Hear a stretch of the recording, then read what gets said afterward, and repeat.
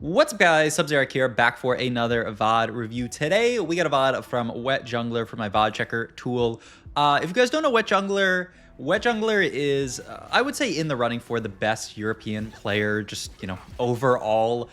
Really came into discussion during Runeterra Reforged, where he went second at the World Championships. So that's like definitely the best performance there. But also, played at Macau, played at EWC, played at Inkborn Fables, like World Championship as well. So, this is a pretty seasoned competitor in EU, and just overall a very, very solid player. And I mean, when a player that strong ends up taking Augment like this, a little salvage bin start, I feel like you gotta check it. You gotta take a look. I don't know. I'm really excited to see where this game goes for Wet Jungler here. It's a great duo slam to start off with the Hodge plus the Warmogs here, just around the Darius too. Just shows.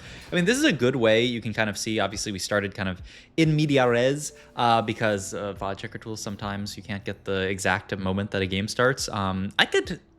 I wonder if I should bring the tool down so that it starts, like, it only grabs games that are, like, right at the start. Maybe I'll make that change today. We'll see. But in any case, we found that Darius 2 and immediately started playing around it, just completely around it.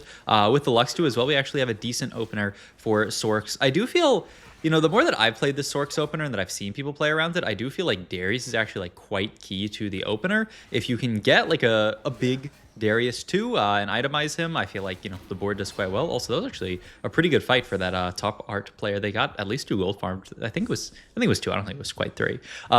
But yeah, I mean, this opener, I feel like it really crumbles when you don't actually have a solid front line. Also, curious to see what Wet Jungler is going to go for here. I mean, Gargoyles would be a great slam for now, and yeah, I think this is just what Wet Jungler wants to take in this spot to be as strong as possible, right? You can just make the full Gargoyle slam here. It's disgustingly good on Darius. I've talked about this before, but there's just insane inherent synergy in the idea that Lux gives you a shield, Gargoyle is giving you a bunch of RMR that's going to make that shield last even further. Darius, you can do exactly like this in solo frontline, and you just are very happy about this this setup here with the Gargoyles. So Wet Jungler knows that and grabs this really just to play strongest board for now.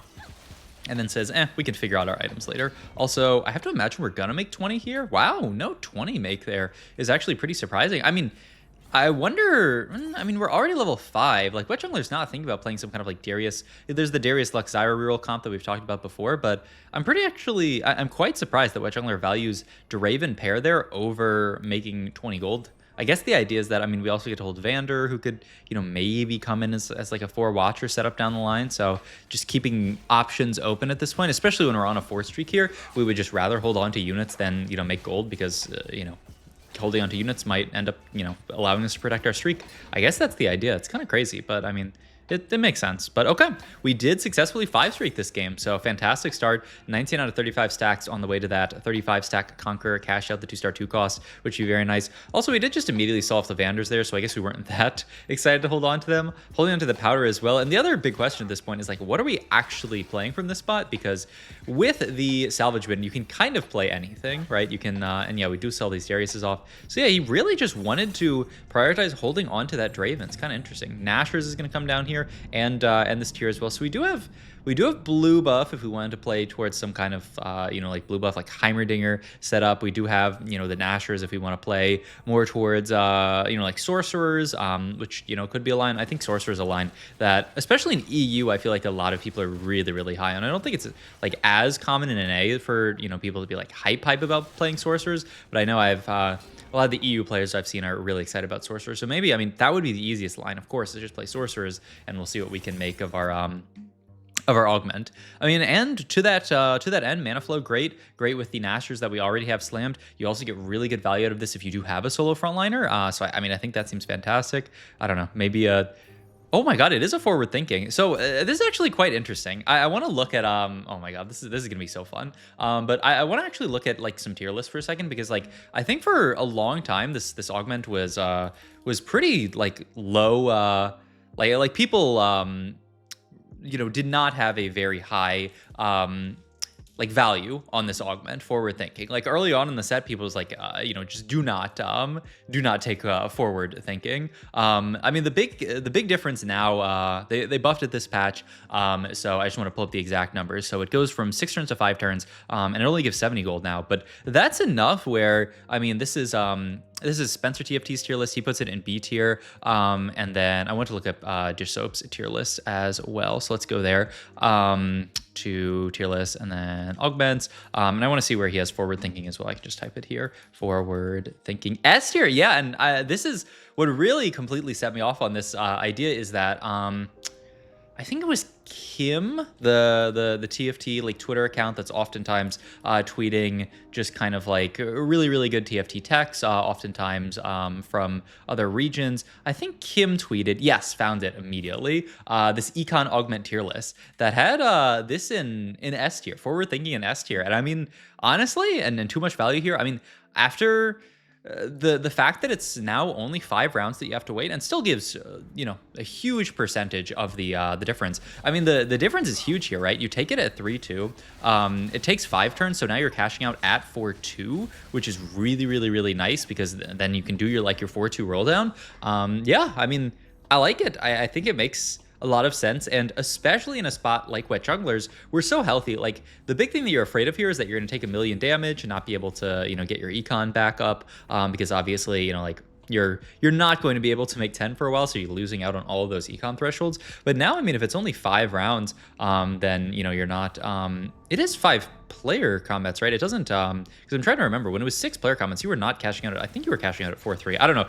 Prior to the nerf, I took this augment, I took it on PvE, died immediately after taking it, and then everyone was like, yeah, this augment sucks, and I was like, okay, good, that makes sense. And then I never took it again. So I'm curious to see. Also, holding on to the Morgana here is kind of interesting. Yeah, the other downside to this augment is, of course, we can't really push level here. We have to be kind of weak, but Wet Jungler, doesn't feel too bad about that. Obviously, it doesn't allow him to push tempo, but a win streak into this actually, I feel like makes a lot of sense just from the perspective of hey, we're quite strong, we're quite healthy. Sure, we're going to sack 5 player combats, but who cares? We're going to sack 5 player combats, and then once we get to, later in the game, we can be very, very pleased about the fact that we have an extra 70 gold, which is not bad. And obviously, you're losing out on econ. We lost potentially 4 gold of interest. A quick lobby scout here. Actually, I'm curious to see what they're doing in this this funny land called Europe. So I'm actually, I want to see what the lobby scout has in store for us here. So let's bring it down. Okay, I missed first place there, but I'll see first place in a second. So a visionary board here. Another Sork board. Like I said, I feel like this is way... and then my thingy's bugging out, man. No! VLC, why have you done this to me? Quick striker board. Yeah, that's first place's board. So, honestly, take me back. Take me back. And then if you jump around for some reason at lower speeds, it bugs out. So let's just look at the left here. Visionary... We can go a little bit faster than this, maybe. I mean, I guess this works as well. Oh, God. Scrap, form swapper, quick striker. Okay. So, yeah. Looks like there's a visionary board, a scrap board, somebody Sentinel probably playing into, Academy type stuff. That's the one thing I have to figure out. I mean, honestly, scouting the lobby's cool, but, I need to figure out a better way to do it with this VOD checker tool. I mean, the suggestion that somebody gave in the comments of just tabbing through the lobby is really helpful, but I got to figure out a better way to do it. I'm not sure exactly what it's going to be in the final version. But hey, look, we've taken our 3 losses here. Still 77 HP, quite healthy in this spot. You're not upset at all if you're Wet Jungler about this spot. And we do kind of have to start thinking about items-wise what we want to do. We have the blue buff. I've always said I'm not the biggest fan of blue buff Nashers on Heimerdinger just because he gets too low damage in my opinion when you have that setup on him. It just feels like he doesn't have enough damage, especially because you're playing around Academy, and Visionary just makes him cast more, and then Academy doesn't really, it gives him a little bit of damage amp, but it's not a lot of stats. He's not getting a lot of raw AP. That's why people often build stuff like Archangels on him, and then Gunblade just feels so nice with a Sentinel setup that Nasher's blue buff feels a bit weird. And we don't have right now any swords for other type of Nasher's builds here, so we'll see. Pick up the Tristana here, so we're just sitting on this board for now. Maybe one of those Emissary Sorcerer type setups. We can just make the Hodge and make the Bramble here, why not, and even just throw it onto the Urgot because we know that we can sell him very easily, and he's also he's Pit Fighter on this board, kind of cool. But yeah, I mean, we've done a fantastic job of staying healthy, up to 44 gold here. So we're still making a lot of that gold that we would have normally made. But we get the big 70 gold coming very, very soon. So I think, yeah, if in Wet Jungler spot, you're very pleased about this. And yeah, we had to sack 47 HP, but 47 HP for 70 gold, really nice. Also, I love this from Wet Jungler, just immediately, right? We want to have as much time to transition as possible this round. This is something that I think a lot of people miss. Time is a resource in TFT. Immediately rerolling these augments. I mean, these are, pretty bad options, but don't think too much about this. Just take the first good augment you see. I like Epitaph here, but teaming up I think is perfect. But you just want to have as much, we have 100 gold here, and we want to roll for a stable board. So why would we, oh my God, I mean, that's Zoe too. I mean, is that good enough at this point? I mean, we don't have, we're playing 2 out of 1 Emissary right now. We do have 4 Emissary. Yeah, wow. I mean, that roll end was disgusting. Okay. Oh, I think I just skipped to the start of the VOD. Okay, let me jump back to 4-2. I don't know what hotkey that was, but I did want to take it like items here and see, because this is everything. These are all the items that we have. Can we figure out what we actually want to do in this spot here? Because look, this is your TFT homework. If you can tell me every item that Wet Jungler slams here before he actually makes it, then you're officially ready for the World Championships. We have a lot of tiers. So like what do you see when you look at all of these? I see a decent amount of belts. So like a Warmog seems in order. Something like a Warmog, Sunfire, Steadfast Heart seems pretty reasonable. And then we have all these tiers, and Nashor is going to have to end up getting made. Nashor's I don't know, like Adaptive Helm. Adaptive Helm Nashor's is quite awkward usually, but I mean, are you really trying to build a blue buff here? I mean, you might have to, honestly. Bramble Vest's gonna get made here. There's the Warmogs, the TG as well, Shiv. But then no Nashors means wow. I mean, okay, so Gargoyles comes down, and yeah, it's gonna be Shiv blue buff our Zoe item, and then leave the rest open. So no Nashors here.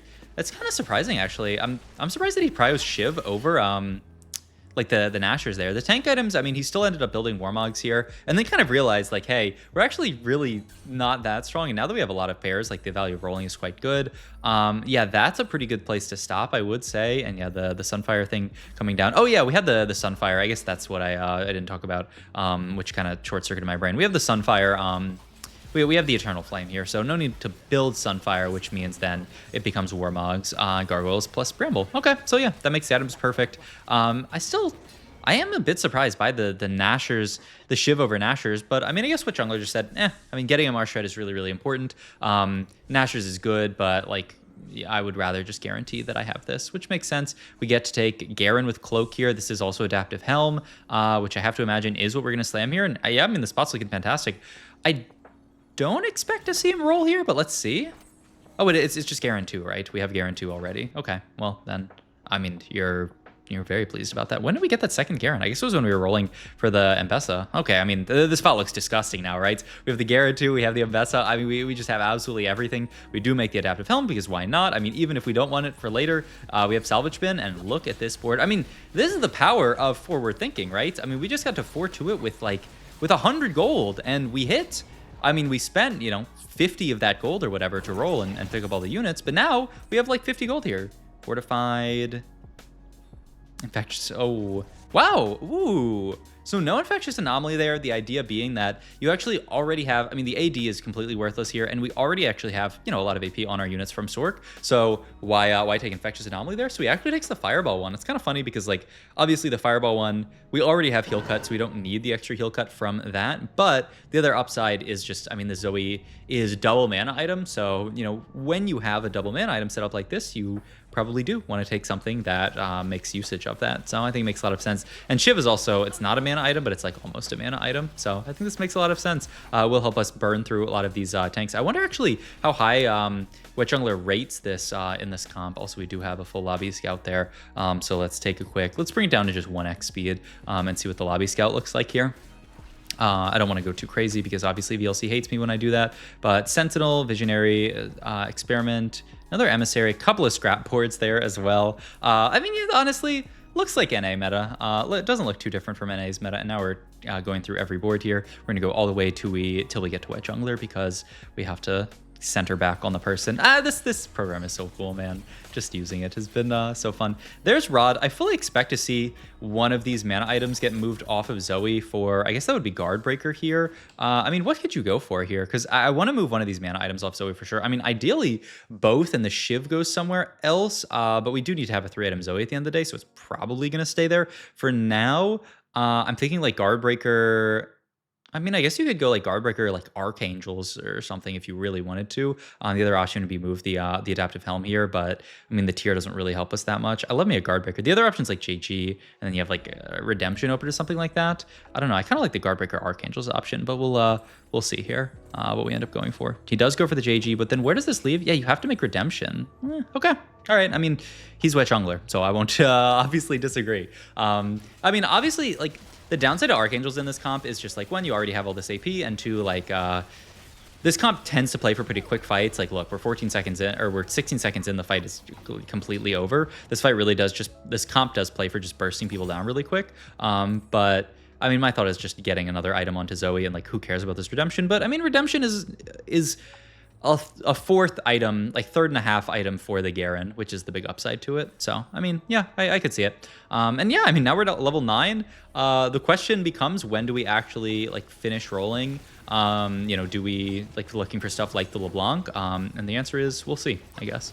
This board, actually pretty scary giant rel here, but I mean, our front line is honestly so good here. The Ambess is doing great work with the TG here. There's another Zoe if we want to go for some kind of crazy Zoe 3 option. I mean, also, wow, look at this lobby. 5-3, no one dead. Look how close it is. First place, 33 HP. Last place, still live on 8 HP. I mean, this is anyone's. I mean, I think Wet Jungler is definitely guaranteed a top 4 in this spot. But I mean, aside from that, almost no one else's position is like guaranteed. And Wet Jungler's, you know, only guaranteed top 4 because his board is quite good. This position was actually kind of rough because we're just getting kind of wrecked there by that was Invested that dove onto our board from Quick Strikers. But it does end up being okay. We have tier open here. We can take a tier from any of these components here. I mean, it's still the Shiv getting moved over to LeBlanc would be the idea. So what could you even go for? Like I mean, Adaptive, I guess, is fine. I mean, you could even keep the Declaw, but yeah, I think the Adaptive makes the most sense here. Rolls once, picks up Swain. Kind of funny to roll once there. I mean, obviously we're LeBlanc paired in this spot, so the question is, you know, can we push 10? I mean, on 33 HP, if Wet Jungler thinks that he's stronger than the rest of the lobby, then I do think you can just be very happy. Also, oh, we're going to rotate into another Storks board. Also note the Zoe positioning third from the corner. The idea being that Zoe, what her spell does is it hits a target and then it bounces to the, oh my god, and we killed that guy from a lot of HP. But it bounces to her target and then bounces to the furthest target within 4 hexes. If you have Zoe in this positioning, also that's LeBlanc too, so we don't have to worry about rolling anymore, then she can potentially snipe backline. And yeah, I mean, that means we move items over to LeBlanc. She is a monster with items. I mean, yeah, this is fantastic. Still, the Adaptive can sit on Zoe, and I mean, it does have our Anomaly, but I think what Jungler says, I mean, the difference between LeBlanc and Zoe is greater than the difference between, than the difference from getting an Anomaly, which, I mean, I don't disagree with. Also, Elise is so good in these matchups. Elise just getting to stun this entire Visionary board is so big. Garen, big ult there. I mean, we're not only locked into the top 4, obviously, because we're, you know, pretty healthy and our board's pretty strong, but we haven't lost a single fight. I mean, this board does look fantastic from Wet Jungler, and it's like, I mean, we're down kind of to Augment. Salvage been giving us items to make our board better, but obviously forward thinking. I mean, this board just has looked fantastic here. All right, I mean, gotta be JG. I don't think anything else makes sense. Also, this is really nice, still holding on to the Zyra here for potential 6 Sork just to cap out the board, just making sure that we have that entire cap kept in mind. I just think very, very clean from Wet Jungler just to make sure. And, you know, if we find some crazy 5 costs or obviously 6 costs, we can play those as well. All right, we fight this board again. I mean, this guy's still stuck on Corki 1, which is kind of, I mean, I think this guy is just saying thank you, Mortdog, that the fact this game's a top 4. Though I guess he rolled a billion times for Tristana, so I guess, you know, I mean, his board's still pretty good. We win that fight, and now it's a push 10. I mean, this game could be over at 6-2 if we get a double kill here. I mean, I'm only 18 minutes into this VOD, and we've paused a decent bit. This game has just been lightning fast. I mean, 6-2 is crazy, but I mean, the spot looks great, and I think Wet Jungler played it, I mean, near perfectly. That roll down was fantastic. I mean, the items were difficult, and I mean, I think he made a really, really good call on a lot of these, you know, end up, breaking apart the blue buff and stuff like that, but making that for the middle of the game. And I think that is a double kill. We're going to scout the lobby, but the game is already over. So that is the dub for Wet Jungler. I mean, just a beautiful game, and really showing off the power of this forward-thinking augment. Like an augment that last patch you would almost never take. This patch, I mean, I can see it being an S tier after watching this. It looked disgusting when we were in a good spot for it. I mean, 70 gold at 4-2, allowing yourself to stabilize so hard